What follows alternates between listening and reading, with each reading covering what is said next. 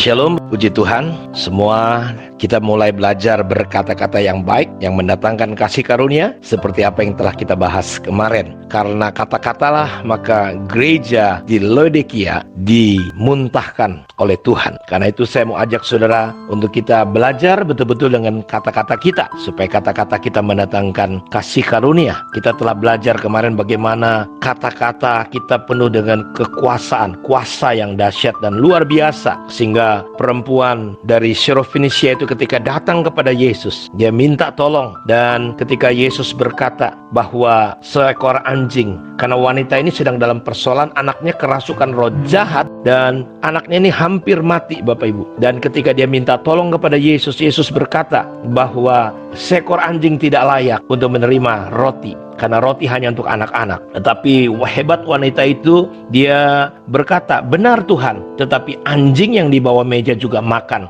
remah-remah yang dijatuhkan anak-anak. Maka kata Yesus kepada perempuan itu, karena kata-katamu itu, pergilah sekarang, sebab setan itu sudah keluar dari anakmu. Perhatikan, karena kata-katamu itu, pergilah sekarang, anakmu sudah sembuh. Dan ketika dia pulang, didapatin anaknya sedang berbaring dan setan itu sudah keluar. Jadi kata-kata kita benar-benar kita harus jaga dan perhatikan. Jadi ketika kita datang sama Tuhan, biarlah kata-kata kita lahir dari sebuah hati yang benar, yang jujur, yang bersih, bukan lahir dari kesombongan, sehingga itu membuat Tuhan muak terhadap gereja Laodikia. Kalau kita memperhatikan dalam kitab Yakobus pasal 3 ayat 9-12, dengan lidah kita memuji Tuhan Bapa kita, dan dengan lidah kita mengutuk manusia yang diciptakan menurut rupa Allah. Dari mulut yang satu keluar berkat dan kutuk. Hal ini tidak boleh demikian terjadi. Saya berdoa supaya kita menjadi pribadi-pribadi yang memiliki integritas. Terlalu banyak orang-orang beragama yang Yesus katakan adalah antara kata-kata yang baik dengan perbuatan itu berbeda. Dan Yakobus berkata, kita nggak boleh mengeluarkan kata-kata dari mulut yang satu kata yang kutuk, yang satu berkat. Tidak boleh. Dikatakan, adakah sumber memancarkan air tawar dan air pahit dari mata air yang sama? Saudara-saudara, adakah pohon ara dapat menghasilkan buah zaitun, dan adakah pohon anggur dapat menghasilkan buah ara? Demikian juga mata air asin tidak dapat mengeluarkan air tawar. Jadi Bapak Ibu, Yakobus mengatakan bahwa lidah ini kecil, tapi api yang kecil bisa membakar hutan. Berapa banyak kerusakan hidup orang terjadi karena kata-kata yang salah. Anak-anak mentalnya rusak dan hancur. Kenapa? Karena seringkali kita orang tua mengutuki, mengeluarkan kata-kata yang kasar, yang menghakimi. Karena kata-katamu lah, kata Yesus kepada gereja di Laodikia. Mereka berkata, aku kaya dan aku telah memperkayakan diriku. Kalau kita perhatikan bahwa itulah yang menyebabkan hati Tuhan menjadi apa rasanya ya, sampai dia menggunakan istilah mau memuntahkan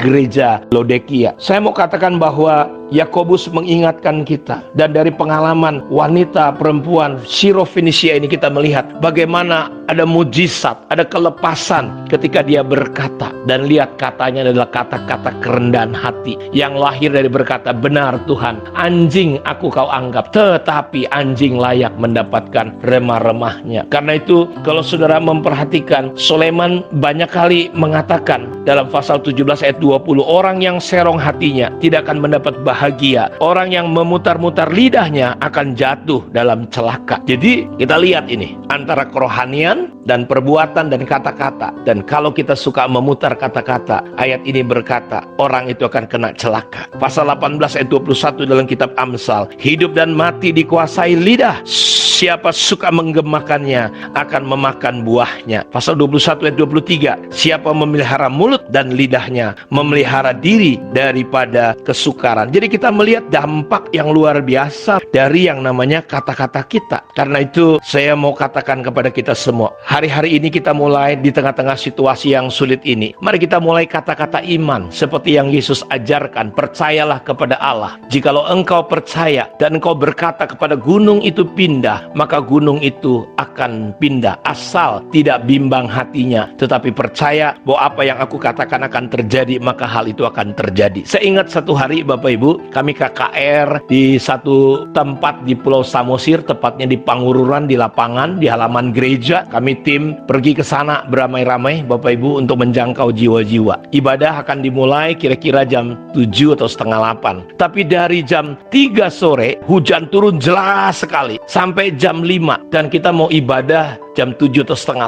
8. Kita mulai berdoa sampai jam yang ditentukan. Bapak Ibu, hujan tidak berhenti-berhenti. Kami terus berdoa. Saya masuk ke dalam mobil, tim pendoa semua masuk ke dalam mobil di tengah-tengah deras hujan, berdoa, tapi hujan nggak berhenti-berhenti. Dan waktu sudah menunjukkan pukul 8. Harusnya kita sudah ibadah, setengah jam udah lewat. Tiba-tiba ayat di Markus 11 itu muncul. Asal tidak bimbang hatinya, percaya dengan apa yang kau katakan. Wah, itu pengalaman pertama Bapak Ibu. Saya langsung keluar dari mobil, saya berkata begini, "Hei hujan, dalam nama Yesus berhenti.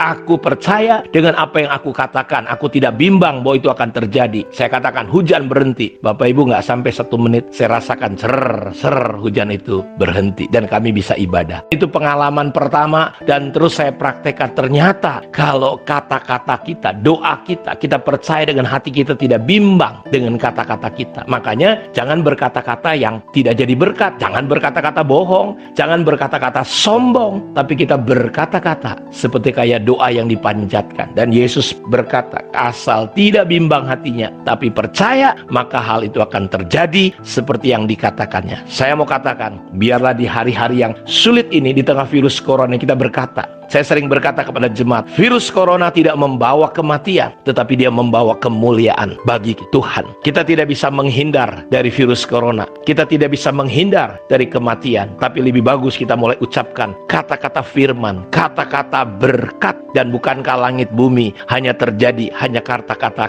yang keluar dari mulut Allah. Karena itu, biarlah kata-kata kita sesuai dengan firman Tuhan, sehingga kita menjadi orang-orang yang mendatangkan kasih karunia dengan kata-kata kita. Ingat, gereja di Laodikia mau dimuntahkan. Kenapa? Karena kata-katamu itu. Mereka berkata, aku kaya, aku gak kekurangan apapun. Sebuah pernyataan dari hati yang sombong, hati yang luar biasa sekali Bapak Ibu, takaburnya. Karena mereka merasa tidak memerlukan Tuhan. Dari kata-kata mereka kita tahu. Karena itu, mari mulai berkata-kata yang benar, kata-kata yang menjadi berkat, kata-kata yang menguatkan, menghibur, dan kata-kata yang mendatangkan kasih karunia. Tuhan memberkati kita. Shalom.